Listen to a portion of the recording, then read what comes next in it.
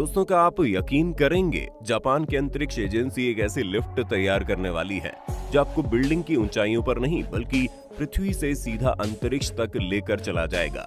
जी हाँ दोस्तों, एक ऐसी लिफ्ट जिसका इस्तेमाल आप पृथ्वी से अंतरिक्ष में जाने के लिए कर पाएंगे।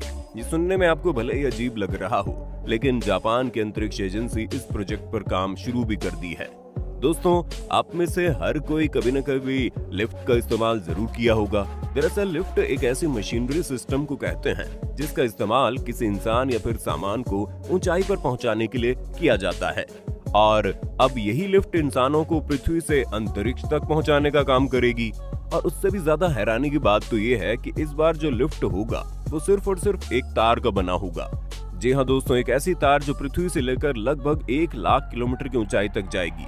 और उसी मजबूत तार के जरिए एक लिफ्ट इंसानों को और जरूरी सामानों को भरकर अंतरिक्ष तक पहुंचा देगा। तो दोस्तों, सबसे पहले तो हम आपको ये बताते हैं कि आखिर वो तार तैयार किस चीज के जरिए किया जाएगा, क्योंकि अगर स्टील की तार को भी अंतरिक्ष तक पहुंचा दिया जाए तो उसमें इतनी ताकत नहीं होगी कि वो अंतरिक्ष तक चला जाए। सिर्फ उसके तार का ही वजन इतना हो जाएगा कि तार बीच में से टूट जाएगा। दोस्तों, आपको जानकर हैरानी होगी कि दुनिया के सबसे बड़े उद्योगपतियों में से एक एलन मस्क का कहना है, हम इंसान कभी ऐसी कोई तार को तैयार ही नहीं कर सकते जो किसी लिफ्ट को पृथ्वी से उठाकर अंतरिक्ष तक छोड़ दे। एलन मस्क ने यहाँ तक कह दिया कि पृथ्वी से अंतरिक्ष की लंबाई इतनी अधिक होगी कि इतने लंबे तार को तैयार कर पाना ही लगभग असंभव है। लेकिन इसके बावजूद भी जापान की स्पेस एजेंसी लगातार इस प्रोजेक्ट के पीछे काम में लगी है। आपको बता दें, जापान की एक यूनिवर्सिटी जिसका नाम सुजुका यूनिवर्सिटी, वहां पर काम करने वाले प्रोफेसर और स्टूडेंट के साथ मिलकर जापान की अंतरिक्ष एजेंसी इसके लिए काम कर रही है। उनका कहना है कि उन्होंने इस वायर को तैयार करने के लिए कार्बन नैनो ट्यूब का इस्तेमाल किया है और ये इतना मजबूत होता है कि भारी भरकम सामान को भी इस तार के जरिए अंतरिक्ष तक पहुंचाया जा सकता है। कार्बन नैनो ट्यूब का इस्तेमाल करके ये लोग जिस तार को बना रहे हैं उसमें स्टील से भी 30 गुना अधिक ताकत है। आज से पहले दुनिया ने कभी भी इस वायर के बारे में नहीं सोचा था और यही मजबूत तार पृथ्वी से लोगों को और जरूरी सामानों को उठाकर पृथ्वी से लगभग 96,000 किलोमीटर की ऊंचाई तक लेकर जाएगा। दोस्तों, अब जरा आप इस केबल के स्ट्रक्चर को गौर से देखिए। अगर आपने क्लास 9th और 10th की साइंस की किताब को पढ़ा होगा तो आपको याद होगा कि हीरे का स्ट्रक्चर कैसा होता है। दरअसल हीरे को सबसे मजबूत तत्व कहा जाता है, जिसके अंदर कार्बन बहुत मजबूती के साथ बंधे हुए होते हैं। ठीक उसी तर्ज पर इस कार्बन नैनो ट्यूब का भी साइंटिफिक स्ट्रक्चर है जो कि स्टील से 30 गुना ज्यादा मजबूत है। जापान की अंतरिक्ष एजेंसी का कहना है कि इस केबल की मदद से करीब 20 टन के वजन को अंतरिक्ष तक भेजा जा सकता है। कंपनी जब इतने लंबे तार को तैयार कर लेगी तो उसके बाद अंतरिक्ष में 2 बड़े-बड़े सैटेलाइट को भेजा जाएगा, जिसका काम होगा 96,000 किलोमीटर की ऊंचाई पर एक बेस स्टेशन को तैयार करना, जहां से मजबूत तार बंधा हुआ होगा। अब आप में से कुछ लोगों के मन में ये सवाल होगा कि दुनिया की इस सबसे अजीबोगरीब लिफ्ट के द्वारा इंसानों को अंतरिक्ष तक जाने में वक्त कितना लगेगा। तो दोस्तों, आपको बता दें, कंपनी के मुताबिक उन्होंने जो भी कैलकुलेशन किया है उसके आधार पर जब ये लिफ्ट तैयार हो जाएगा तब इंसान को और जरूरी सामानों को पृथ्वी से अंतरिक्ष की ऊंचाई तक भेजने में करीब 10 दिन का वक्त लग जाएगा। लगभग 10 दिनों बाद इंसान उस ऊंचाई पर पहुंच जाएगा जहां से वो आसानी से पृथ्वी को घूमते हुए देख सकता है। दोस्तों, आपको जानकर हैरानी होगी कि उस वक्त अंतरिक्ष में जब इंसानों को भेजा जाता है और जरूरी सामानों को भेजा जाता है तो वो हर 1 किलो सामान के पीछे अंतरिक्ष एजेंसी का लगभग $20,000 का खर्चा आता है। लेकिन अगर जापान की अंतरिक्ष एजेंसी इस लिफ्ट सिस्टम को तैयार करने में कामयाब हो जाती है तो 1 किलोग्राम सामान को अंतरिक्ष भेजने में महज $500 का खर्चा आएगा। यानी कि महज 25% खर्च पर ही किसी भी चीज को अंतरिक्ष भेजा जा सकेगा।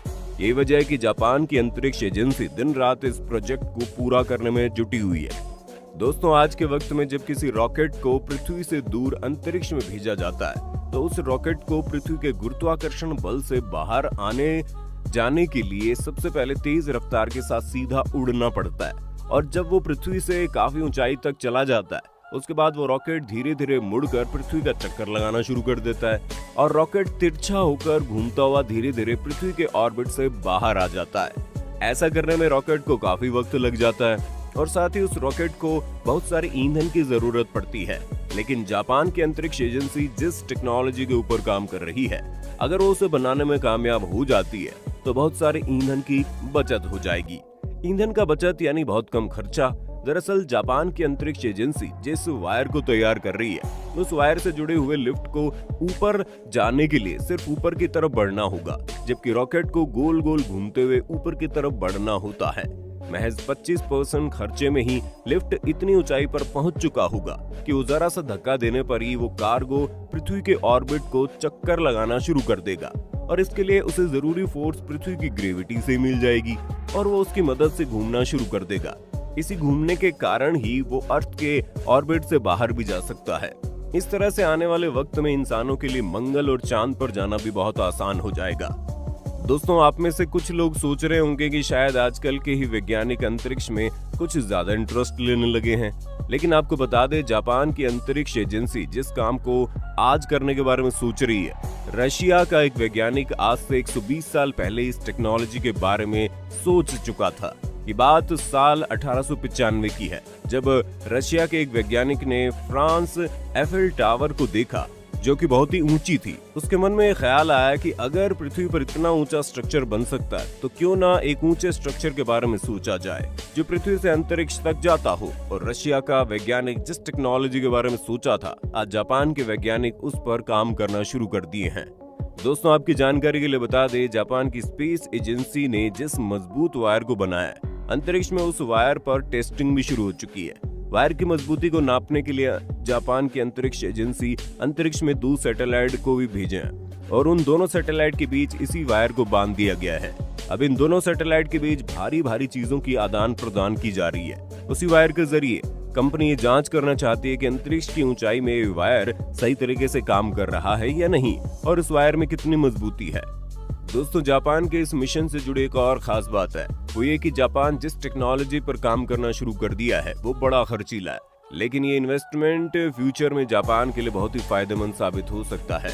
आपको जानकर हैरानी होगी, जापान जिस मिशन पर काम कर रहा है उसमें जापान को लगभग $6.5 अरब का खर्च करना पड़ेगा। और तो और इस वक्त पूरी दुनिया में अंतरिक्ष के पीछे भागने की एक होड़ मची हुई है। अब तक तो सिर्फ American space agency, Russian space agency, China, Japan और भारत जैसे देश की सरकारी एजेंसी इसके पीछे लगी हुई थी, लेकिन अब अंतरिक्ष की दौड़ में प्राइवेट कंपनियों ने भी भाग लेना शुरू कर दिया। यही वजह है कि जापान के इस प्रोजेक्ट में अड़चन डालने के लिए भी बहुत सारे लोग कोशिश करेंगे, और हमारा पड़ोसी देश चाइना तो इस वक्त पूरी दुनिया में अपने आप को सबसे ताकतवर दिखाने की कोशिश कर रहा है। वो भी जापान के काम में अड़ंगा डालने की कोशिश करेगा, लेकिन चाइना किसी भी सूरत में नहीं चाहेगा कि कोई भी एशियाई देश अंतरिक्ष के मामले में चाइना से आगे निकल जाए। और वहीं जापान को इस प्रोजेक्ट में इतना अधिक खर्चा होने वाला है कि वो शायद ही अकेले इस प्रोजेक्ट को पूरा कर पाए। अगर जापान का ये प्रोजेक्ट कहीं से भी सक्सेसफुल होता हुआ नजर आएगा तो उम्मीद है कुछ प्राइवेट कंपनी या फिर भारत या अमेरिका जैसे देश जापान की हेल्प के लिए आगे आएंगे। दोस्तों, आपकी जानकारी के लिए बता दें, इस वक्त अंतरिक्ष की दौड़ इतनी तेज हो चुकी है कि हर कोई या कोशिश करने में लग रहा है कि कैसे भी करके अंतरिक्ष यात्रा को सस्ता बनाया जाए। यही वजह है कि एलन मस्क तो एक ऐसे रॉकेट को तैयार कर रहे हैं जो अंतरिक्ष में इंसान को भेजकर वापस भी आ सकता है, जबकि आज से पहले कोई भी रॉकेट सिर्फ सिंगल यूज के लिए बनाया जाता था। यही वजह है कि आज नासा भी एलन मस्क के आगे झुकी हुई है, और अगर जापान अंतरिक्ष तक पहुंचने वाले लिफ्ट बनाने में सक्सेसफुल हो जाता है तो संभव है अंतरिक्ष की यात्रा बहुत ज्यादा सस्ती हो जाएगी। दोस्तों, आपको क्या लगता है, क्या जापान अपने इस प्रोजेक्ट में कभी सफल हो पाएगा? अपनी राय कमेंट में देना। वीडियो अच्छी लगी तो लाइक कीजिए, चैनल को सब्सक्राइब करके बेल आइकन को ऑन करना बिल्कुल मत भूलना, क्योंकि the earth adventure in Hindi की टीम आपके लिए हर रोज ऐसे इंफॉर्मेटिव वीडियोस लाती रहती है।